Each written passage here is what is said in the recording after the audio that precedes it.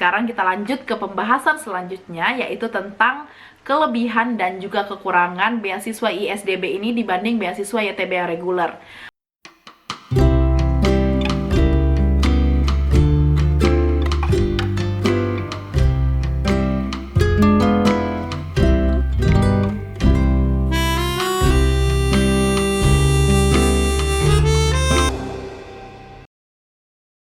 Mungkin kita mulai dari poin kekurangan aja dulu ya, karena orang bilang kan bersusah-susah dahulu, bersenang-senang kemudian kan. Kita mulai dari susahnya dulu deh.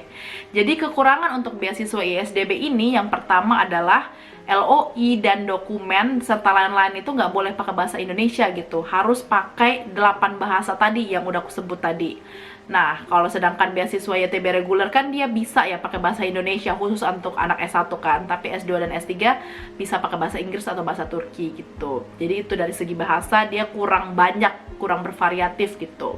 Kemudian untuk kekurangan yang kedua, beasiswa ini tuh tidak terbuka untuk semua negara dan juga semua agama gitu. Jadi memang tuh terbuka khusus untuk negara member ISDB atau non-member ISDB yang beragama Islam kayak gitu.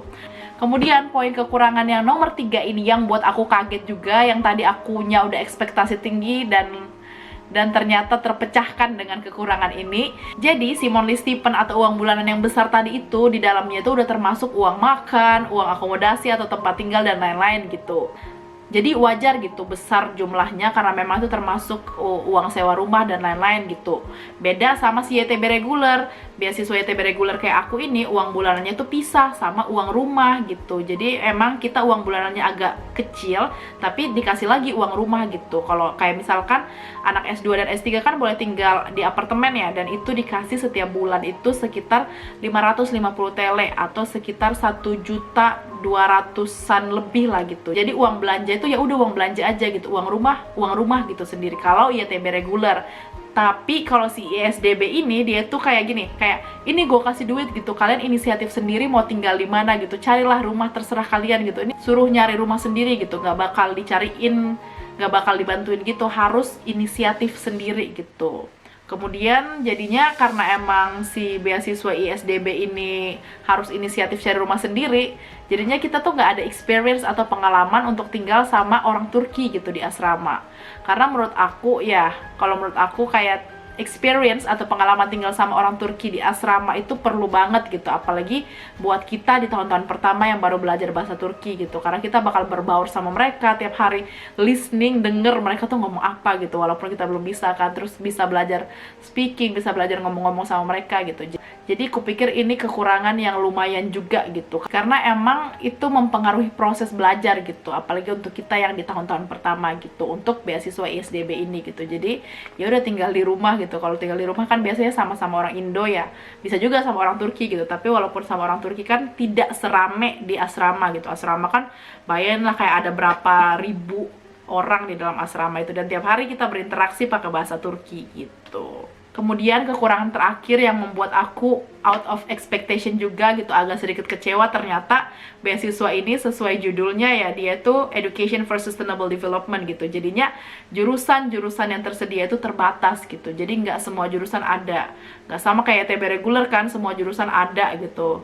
Di beasiswa ISDB ini hanya jurusan tertentu aja yang ada, dan itu ada, aku udah observasi itu ada 51 jurusan yang tersedia gitu. Nanti aku bakal bahas jurusannya apa aja. Jadi nggak semua teman-teman bisa daftar di beasiswa ISDB ini gitu, hanya jurusan-jurusan tertentu doang gitu.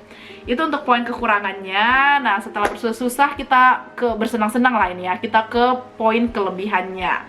Jadi kelebihannya apa aja sih beasiswa ISDB ini? Yang pertama yaitu dia tuh fully funded. Jadi sama aja kayak YTB, semua fasilitas bakal di cover gitu. Tadi kan kita udah bahas siapa aja yang bakal di cover sama si beasiswa ini.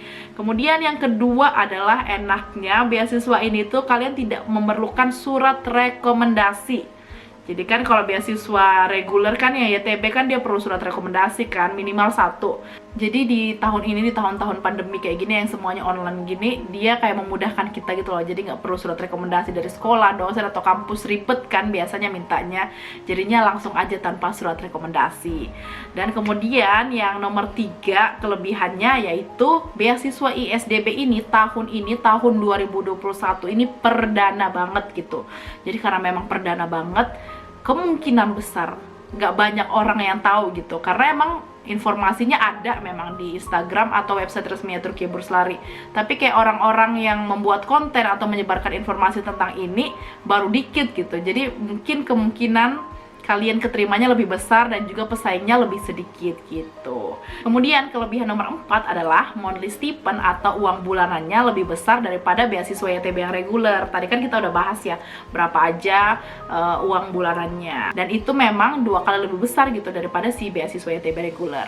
Kemudian untuk kelebihan yang terakhir adalah kita itu bebas memilih akomodasi untuk beasiswa ISDB ini. Jadi for your information ya, kalau teman-teman belum tahu, kalau yang YTB reguler itu khusus untuk anak S1, mereka tuh mau nggak mau, suka nggak suka, harus tinggal di asrama pemerintah Turki gitu. Kayak asrama aku sekarang ini kan. Cuman kalau beasiswa ISDB ini, dia tuh membebaskan gitu, mau S1, S2, S3, kalian boleh pilih sendiri gitu, mau tinggal di mana aja gitu. Mau tinggal di asrama swasta, mau tinggal di apartemen, di apa aja terserah gitu. Karena memang banyak juga sih orang-orang yang nggak suka tinggal di asrama gitu, karena di asrama itu walaupun banyak kelebihannya, banyak juga kekurangannya kan, karena memang semuanya apa-apa harus sharing gitu, kayak kamar juga harus sharing, apa-apa tuh harus sharing gitu. Jadi kalau orang-orang yang introvert atau lebih suka sendiri gitu, dia enak gitu untuk beasiswa ini, karena memang dia bisa tinggal sendiri di mana aja yang dia mau gitu, menggunakan uang yang udah dikasih sama si beasiswa ISDB ini gitu.